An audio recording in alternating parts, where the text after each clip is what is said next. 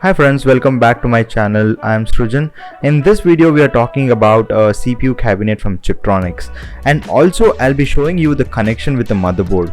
I got it from Amazon for 3800 and I have mentioned the link for this cabinet in the description below, and also I mentioned the link for the better and the pretty good cabinets. Watch the entire video to understand the setup and also about the cabinet. So let's get started.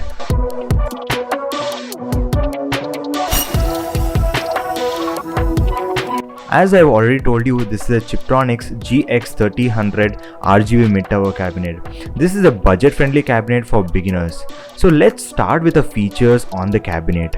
Here we have some connectivity features like power button, status LEDs, restart button, ARGB button, and it has one USB 3.0 port and two USB 2.0 port, and it also has audio in and out. Behind it we have a dust filter. It's easily removable as it has a magnetic strip under it, which makes it very easy to clean.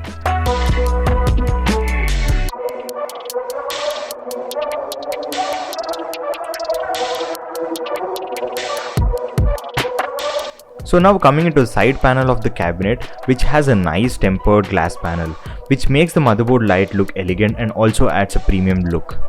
This has easily removable 4 thumb screws. So once we have opened it, it looks very spacious actually.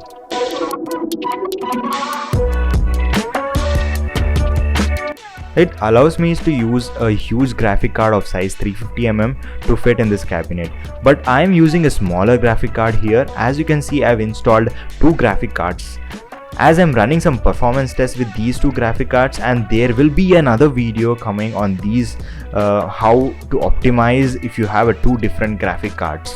As you guys might be aware that using a 2 different graphic card might actually not give you a very good performance. So as there will be a new video coming on that, so subscribe to my channel and hit the bell icon so that you get notified whenever the video is published. So moving on, here I'm using a PCI Wi-Fi card as well, and this cabinet can accommodate a cooler of height 155mm for the CPU.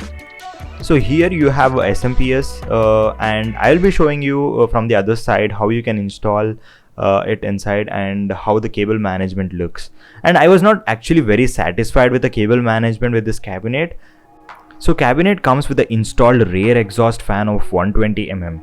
You can actually replace it with a 120mm radiator for the CPU cooling. So on the right side of the motherboard, you can see I've installed 2 SSDs. So this cabinet can accommodate 2 SSDs. So this cabinet can support 240mm of water cooling radiators on the top, or you can also install 2 120mm or 140mm fans. So coming into the cable connection to the motherboard, which comes with the cabinet, that is a USB 3. Here you can see I have plugged in the USB 3 cable on to the motherboard, and the next to it is the jumper cables, which gives the connection between the status LEDs, power, reset button, and also the audio in and out. So this cabinet comes with a 3-pin RGB header. So as you can see here, I've connected the 3-pin RGB header to the motherboard, which can actually help you in controlling the RGB color mode using the motherboard software. Don't worry guys, if you don't have the motherboard compatibility of RGB header that is controlling the lights, you can actually control it with a LED button on the top.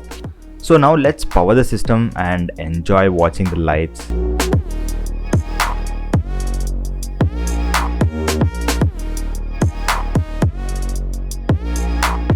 So coming to the front of the cabinet, it has pre-installed 3 120mm ARGB fans and also a ARGB strip. So let me just show you the different colors here.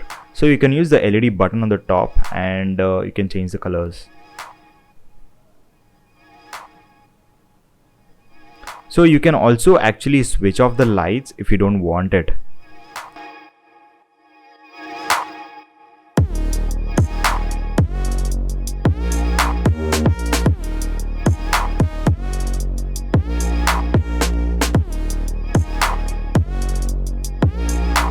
So the best part about this cabinet is even though if you shut down the PC, the color which was set previously is stored, and when you start the PC the next time, the LED is set to the same color as before.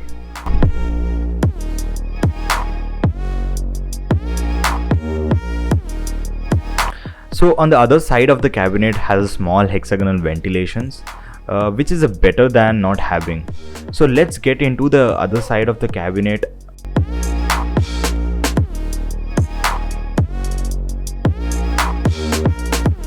So what I felt is it did not have a very good cable management, but it's okay for the price what you're paying.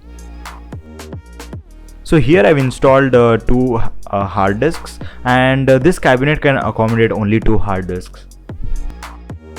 So on the top you can see the connection for the SSDs. I was actually not comfortable with the space given for the SSDs connection, because it was actually touching each other, the power cable and the SATA cable. Hence I used the L-shaped SATA cable so that I get a good clearance with the power cable. So for the connection of the fans, he has given a nice SATA power cable which directly connects to the SMPS. So coming to the rear part of the cabinet, everything fits fine in my case. That is the motherboard ports as well as the graphic card ports. The SMPS, you will have to install the SMPS from the side and then screw it from the rear part of it. And at the bottom of the cabinet you can see there is a mesh that's actually another dust filter for the SMPS.